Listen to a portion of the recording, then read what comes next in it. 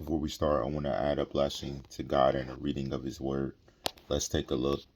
Now, in this story, we have is Israel Alessandra defending Andrew Tate, and Andrew Tate has recently been banned and shamed from YouTube, and he got on defending, saying all he was doing was making tougher men.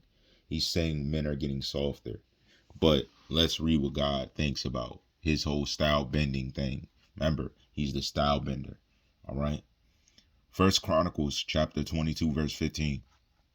Moreover, there are workmen with thee in abundance, hewers and workers of stone and timber, and all manner of cunning men for every manner of work. Okay. So there's people that are cunning and use connivery in order to make a living.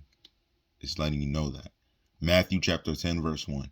And when he had called unto him his 12 disciples, he gave them power against unclean spirits to cast them out, and to heal all manner of sickness and all manner of disease. All right. That's what he gives to us, that ability that we can do these things in his name, cast it out of people. Okay. First Kings chapter 22, verse 20. And the Lord said, who shall persuade Ahab that he may go up and fall at Ramoth Gilead? And one said of this manner, and another said on that manner. See, people have difference of opinion, but we all must come together. And Jesus gives peace to a situation, peace to people, to peacefully agree and disagree. Second Chronicles chapter 18, verse 19. And the Lord said, who shall entice Ahab, king of Israel, that he may go and fall at Ramoth Gilead? And he spake, saying, after this manner and another manner. And that there was in Chronicles as well, in a separate part of Chronicles. Okay. Matthew chapter 4, verse 23. And Jesus went about all Galilee, teaching in their synagogues, and preaching the gospel of the kingdom, and healing all manner of sickness and all manner of disease among the people.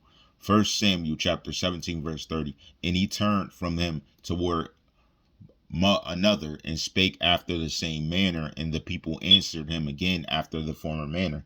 You got to understand, peace is nothing about his manner. He's a fighter. He's a brawler. He's sinning every time he steps in to do that, and he enjoys it. That's why he does it. He enjoys his iniquity, his sin. Okay. Ezekiel chapter 23, verse 45. And the righteous men, they shall judge them after the manner of adulteresses, and after the manner of women that shed blood, because they are adulteresses, and blood is in their hands. Even being a woman fighter is a sin. They're not excluded. Female fighter, male fighter, don't matter. Everybody's considered the same, and they look at you with scrutiny the same way. Now, First Chronicles chapter 22, let's go into it. We read the 15th verse. 12, starting. Only the Lord give these wisdoms and understandings, and give thee charge concerning Israel, that thou mayest keep the law of the Lord thy God. Then shalt thou prosper, if thou takest heed to fulfill the statutes and judgments which the Lord charged Moses with concerning Israel. Be strong and of good courage, dread not, nor be dismayed. Now behold, in my trouble I have prepared for the house of the Israel, and 100,000 talents of gold, and 1,000 talents of silver, and of brass and iron without weight, for it is in abundance. Timber also and stone have I prepared, and thou mayest in there too. Moreover, there are workmen with thee in abundance, hewers and workers of stone and timber, and all manner of cunning men for every manner of work. Of the gold, the silver, and the brass, and the iron, there is two number. Arise therefore and be doing, and the Lord be with thee. David also commanded the princes of Israel to help Solomon his son, saying, is not the Lord your God with you? And hath he not given you rest on every side? For he hath given the inhabitants of the land unto mine hand, and the land is subdued before the Lord and before his people. Okay, understand. God leads people in charge, and that's why they rely on him. When you have a leader that doesn't rely on the Lord, they're leading you, but they're not leading you into godly things overall. So that means you can't take everything by word of what they say, because their leadership is not with God. So you must look to him to lead you when something's not going right, when something's happening. You got to ask him, lead me, Lord, please. That is the way we must be. And that is the way he will help. That is the only way where he understands. All right. Now, right here, a bender. A bender is known as a drunk. Okay. That's what the understanding of a bender is. Ephesians chapter 5, verse 18. And be not drunk with wine, therein is excess, but be filled with the Spirit. Okay. Luke chapter 5, verse 39. No man also having drunk old wine straightway desireth new, for he saith the old is better. And that's true. That's a fact. A person saying that their old ways are better than the new ways that are trying to help them change and convert. You must subdue that spirit. It's a spirit. It is not better than God's way. No way is better than God's way. You have to find your place in his ways, in his kingdom. Luke chapter 13, verse 26, he leads you. Then shall ye begin to say, we have eaten and drunk in thy presence, and thou hast taught our streets.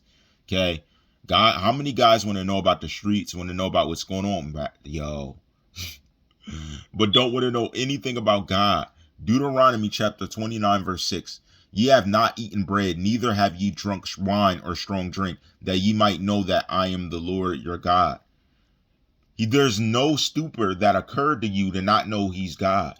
There's nothing you took to bring you from that. You willingly are deciding he is not God. That is why I said you must make it up in your mind to serve him, or you cannot make it. You have to. Guys, right here, there's no contradiction. All of this matches. 2 Kings chapter 19, verse 24. I've digged and drunk strange waters, and with the sole of my feet have I dried up all the rivers of besieged places.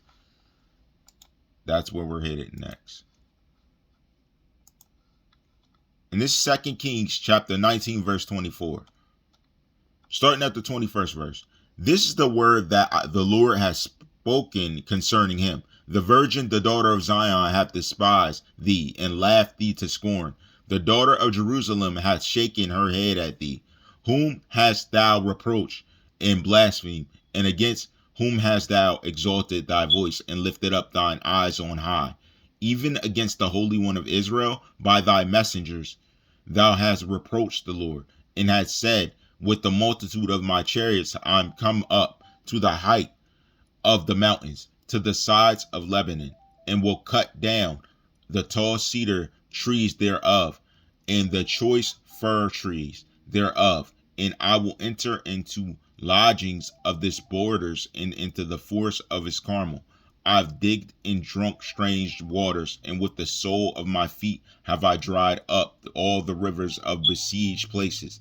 Hast thou not heard long ago how I have done it, and of ancient times that I have formed it?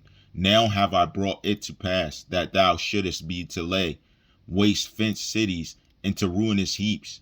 Therefore their inhabitants were of small power. They were dismayed and confounded. They were as the grass of the field, and as the green herb is the grass on the housetops, and as corn blasted before it be grown up. But I know thy abode, and thy going out, and thy coming in, and thy rage against me. He knows. See, when people have some type of, let's say, vendetta against God for something that happened, he sees it. He knows it. He sees your heart. Remember, he doesn't read what we think or what our words. He hears it, he sees it, but he looks at your heart, because he could still see if you're going to have a chance to change. Now, we don't know all this stuff. He's going to explain it to us, but he knows us and sees us. He reads the heart. He smells good and bad. He has all the knowledge that is to judge us righteously for all we've done. He knows your past. He knows your future. He knows your present.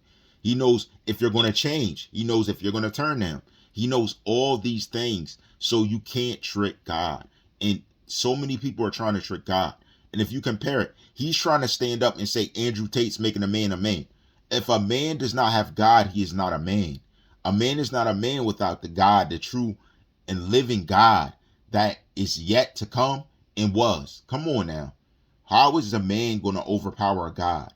A God is there, and you are supposed to reverence it. You just don't want to believe it. You want to believe you're a God, and you are created in his image. Thus, you are that. But you turning tail and turning your back against him is going to make the difference. It is the single most thing that's going to intervene with your walk with God. You can't be foolish. You can't deal with it that way. You have to be wise. Be a wise shepherd of your words. Be a wise shepherd to other people. Be a wise shepherd to salvation. Know what salvation means. Know the importance of being saved. Know everything that has to do with it. He's defending a man that was banned and shamed, that was taken out for his words. They were not helping anyone. They were literally destroying a nation. They were causing hectic, climactic destruction. He was preaching people to worship themselves above the creator. This man is a no-go. You have to be with God. You have to turn to the true and living God. You have to make reverence with God, with Christ. You must make amends with Christ. You have to. Because if you do not, you're going to be in peril. That's my thing. You have to make sure your soul is aligned with the creator. That is the key thing you must do. Like, you cannot do anything less. You doing anything other than is a sin against your body. It's a sin against yourself. You have to stop. You have to change. Everybody must turn right on time. All blessings to God for the reading of his word.